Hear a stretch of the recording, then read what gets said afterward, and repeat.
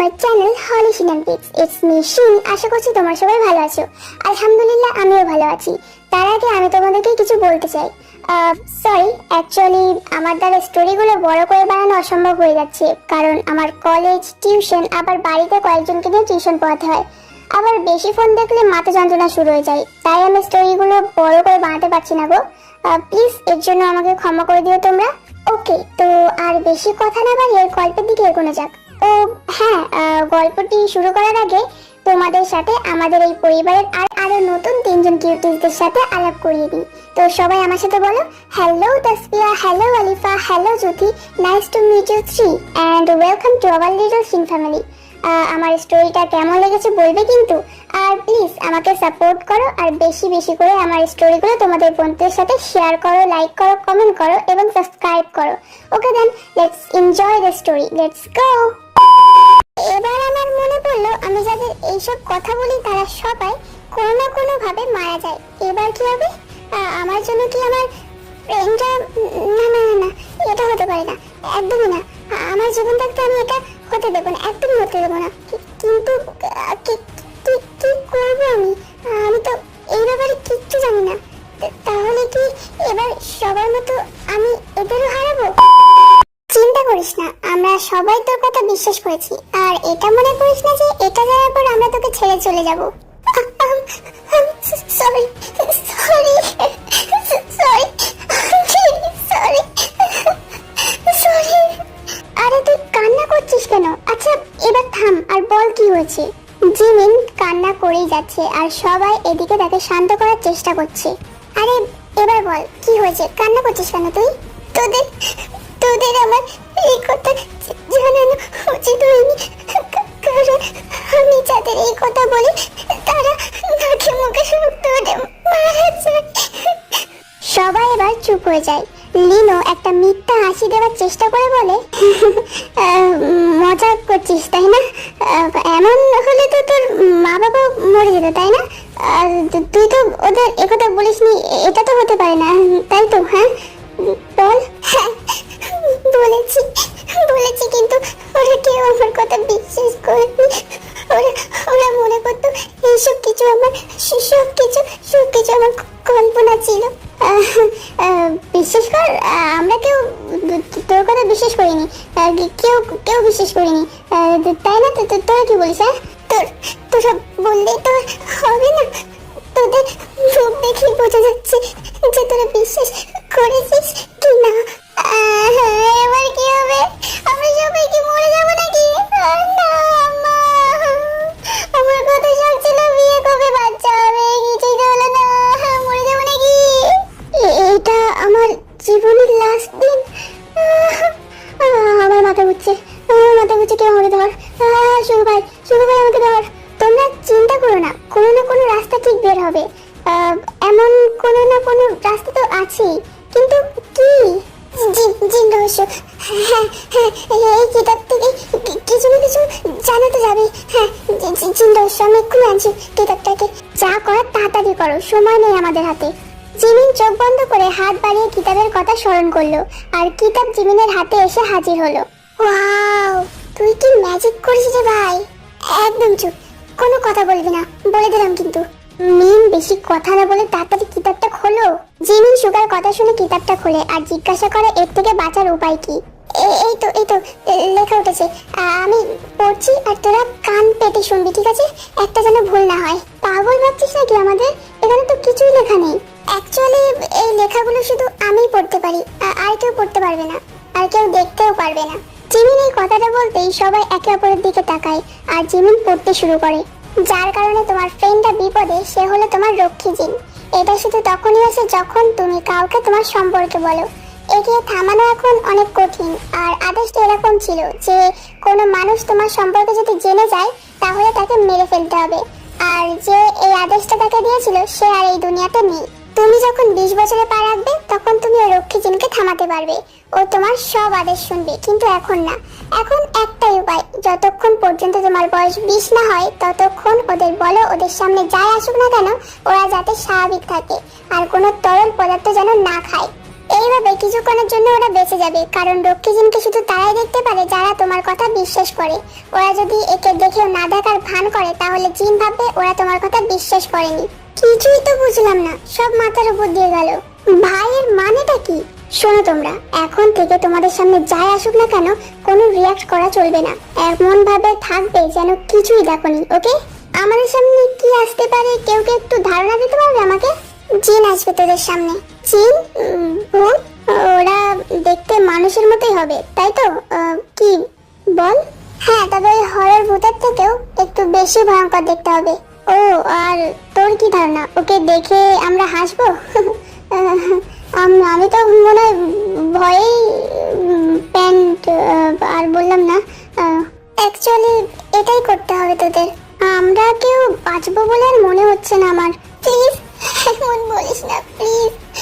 তোদের কিছু হলে আমি নিজেকে কোনোদিন ক্ষমা করতে পারবো না। দরকার লাগলে নিজের জান দিয়ে দেবো, কিন্তু তোদের কিছু হতে দেবো না আমি। প্লিজ একটু একটু বিশ্বাস রাখ নিজেদের উপর, প্লিজ। আরে কাঁদিস না, আমরা জানি এতে তোর কোনো দোষ নেই। আমরা সবাই চেষ্টা করবো রে, চিন্তা করিস না। এত তাড়াতাড়ি আমরা তোর পিছন ছাড়বো না।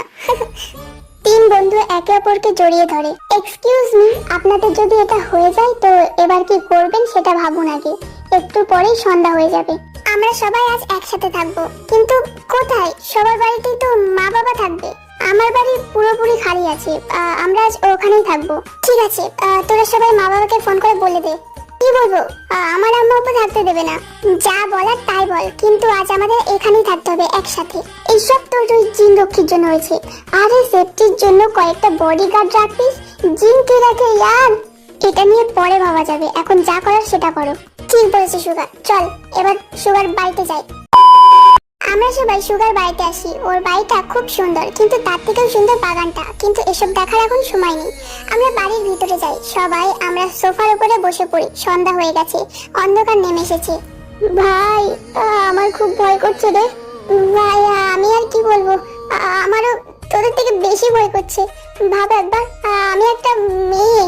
প্লিজ তোর একটু সাহস রাখ, প্লিজ বিশ্বাস রাখ তোদের উপর। আর কিছু দেখলে স্বাভাবিক থাকবি, ওকে? কোনো রিয়াক্ট করবি না।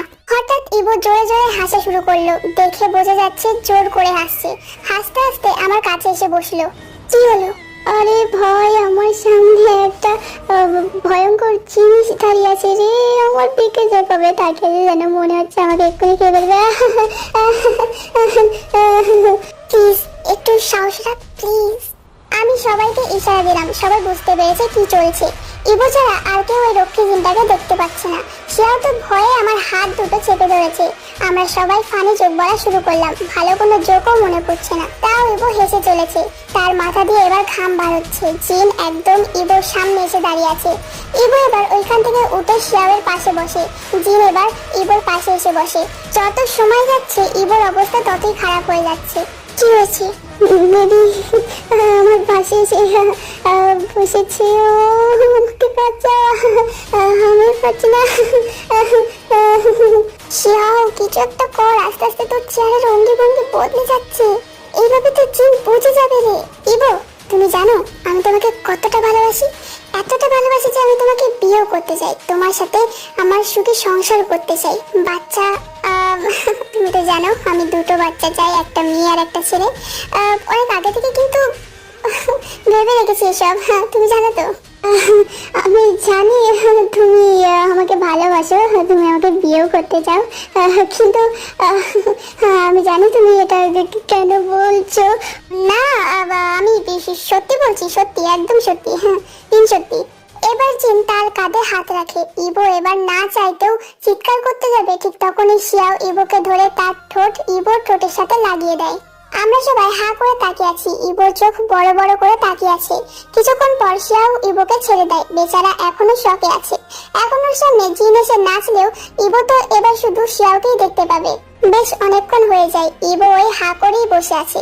এবার লিনো গিয়ে ঝাঁকি দেয় ইবোকে। ইবোর হোশ ফেরে, কিন্তু মুচকে মুচকে হাসছে। কি হলো, হাসো? জিন তো তোমার সামনে আছে না। জিন কি চলে গেছে? ও হ্যাঁ, জিন, ওর কথা তো ভুলে গিয়েছিলাম। কোথায় ও? দেখতে পাচ্ছি না তো। তার মানে চলে গেছে। লিনো, এবার তোর পালা, কিন্তু দেখি এবার তুই কেমন অ্যাক্টিং করতে পারিস। পারবো না ভাই, তুই এই ফিল্মি ডায়লগ ছাড়া বন্ধ করবি একটু। ইবো ঠিকই বলে, তোর থেকে ভালো অ্যাক্টিং করে তো আমাদের শাহরুখ খান। হ্যাঁ, কি ইবো শয়তান, তুই আমাকে তাহলে এইভাবে ইনসাল্ট করিস? হ্যাঁ, তুই কি হয়েছে? আমি তো ঠিকই বলেছি। ঠিক আছে ঠিক আছে, আজ দেখবি অ্যাক্টিং কাকে বলে। অনেকক্ষণ পর লিনো ইবোর মতো হাসা শুরু করলো। আমাদের আর বুঝতে বাকি রইল না কি চলছে। জিন এসে লিনোর পাশে এসে বসে। লিনো এবার উঠে গোল গোল হাঁটছে। জিনও লিনোর পিছে পিছে যায়। কিছুক্ষণ পর লিনো আমার পাশে বসে। রে, এই জিন কখন যাবে? যাবে যাবে, একটু পরেই যাবে। আরে ততক্ষণে যদি আমার প্যান্ট ভিজে যায় তখন? তোর প্রতিভাকে আজকে দেখিয়ে দে লিনো, তুই কত ভালো অ্যাক্টিং করতে পারিস, দেখিয়ে দে। লিনো এবার গিয়ে সুগার পাশে বসে পড়ে। চোখটা বন্ধ করো। আরে চোখ বন্ধ করলে ভয়ে মরে পড়ে থাকবো রে। জিনটা এবার লিনোর গলায় হাত দিতে যাবে, ঠিক তখনই লিনোর জোরে কুত্তি বলে চিৎকার করে উঠে দাঁড়ায়। আমরা সবাই ভয়ে লাফ দিয়ে উঠি। বেচারা জিরো মনে হচ্ছে ভয় পেয়ে গেছে। কুত্তি শয়তানি, ও নিজেকে ভাবে কি? হ্যাঁ, ও আমাকে ছেড়ে চলে গেলে কি আমি মরে যাব? আমি একটা না আরো 10টার সাথে প্রেম করব। ও কি করবে? লিনো কথাগুলো আঙুল দেখিয়ে দেখিয়ে কাঁপিয়ে কাঁপিয়ে বলছে। হাত যে কেন কাঁপছে তা আমরাই জানি। আরে তুই কার কথা বলছিস? হ্যাঁ, আর কার কথা? হ্যাঁ, আমার এক্স মায়ার কথা। ও কি ভাবে কি? হ্যাঁ, ব্রেকআপ করলে কি আমি আর বাঁচতে পারবো না, মরে যাব? আমি ওর থেকে ভালো মেয়ে খুঁজে পাবো, দেখিস। লিনো ভয়ে মুখ দিয়ে যা আসছে তাই বলছে। এমন কোনো গালি নেই যে ও তার এক্সকে দিচ্ছে না। এই প্রথম আমি এত গালি একসাথে শুনলাম, অনেক নতুন গালিও শুনলাম। লিনো চিল্লিয়ে চিল্লিয়ে মায়াকে চোখ বন্ধ করে গালি দিচ্ছে, আর আমরা দাঁড়িয়ে দাঁড়িয়ে শুনছি। মায়া যদি এসব শুনতো তাহলে মনে হচ্ছে এক্ষুনি বিষ খেয়ে মারা যেত। লিনো এত ভয় পেয়েছে যে ও কি বলছে ও নিজেও জানে না। কিছুক্ষণ পর হাঁপাতে হাঁপাতে সোফায় বসে পড়ে। তুই কি গালি দেবার কোর্স করেছিস? ভাই তুই থামলি কেন? যত রাগ আছে আজই বার করে দে না, তোকে কেউ থামাবে না আজ। দিন চলে গেছে। তোমার গাড়ি শুনে জিন লজ্জা পেয়ে চলে গেছে। আর কে এই বেচারি মায়া, ছাড় ব্যাপারে এত বিস্তারিত বলেছো? হ্যাঁ, আমার এক্স গার্লফ্রেন্ড। যাই হোক, এবার তোরা বল দেখি অ্যাক্টিংটা কেমন ছিল? অ্যাক্টিং জানি না, তবে গালি দেওয়ার জন্য তোর মুখে নোবেল ছুঁড়ে মারা উচিত। আচ্ছা, এখন এসব ছাড়ো তোমরা সবাই। এবার বলো যে কার পালা এখন? শিয়াওয়ের পালা। কেন? আমি কেন? তুমিও তো হতে পারো না। না শিয়াও, সুগার ঠিকই বলছে, এখন তোরই পালা। শিয়াও এটা শুনে ভয়ে শেষ, কারণ শিয়াও অনেক ভীতু। যদি উল্টো পাল্টা কিছু করে ফেলে। শিয়াও ভয়ে পাশের টেবিলে থাকা পানি খেয়ে ফেলে, আর কিছুক্ষণ পর ওর নাক মুখ দিয়ে রক্ত বেরোতে থাকে। আমরা সবাই শিয়াওকে ধরি। তুই পানি কেন খেতে গেলি? এখন কি হবে? অমনি চিন এসে হাজির হয়। শিয়াও চোখ বড় বড় করে হাত দিয়ে ইশারা করে দেখাচ্ছে আমাদের, কিন্তু আমরা কিচ্ছু দেখতে পাচ্ছি না। হঠাৎ শিয়াও উপরে উঠে হাওয়ায় ভাসতে থাকে, কারণ রক্ষী জিন তাকে গলা ধরে উপরে উঠিয়ে রেখেছে। আমরা কেউ শিয়াওকে আমাদের হাতের নাগালে পাচ্ছি না। আমরা সবাই চিৎকার করছি, কান্না করছি, শিয়াওকে ছেড়ে দেওয়ার জন্য বলছি, কিন্তু শুনছে না। সুগা জানি না কি একটা পাউডারের মতো এনে ছিটিয়ে দেয়, কিন্তু তাও কোনো কাজ হচ্ছে না। আমরা অনেক চেষ্টা করার পরেও ছাড়ানো যাচ্ছে না শিয়াওকে। আমরা সবাই কাঁদতে থাকি। এখন কি আর কোনো উপায় নেই? আমরা কি আর শিয়াওকে বাঁচাতে পারবো না?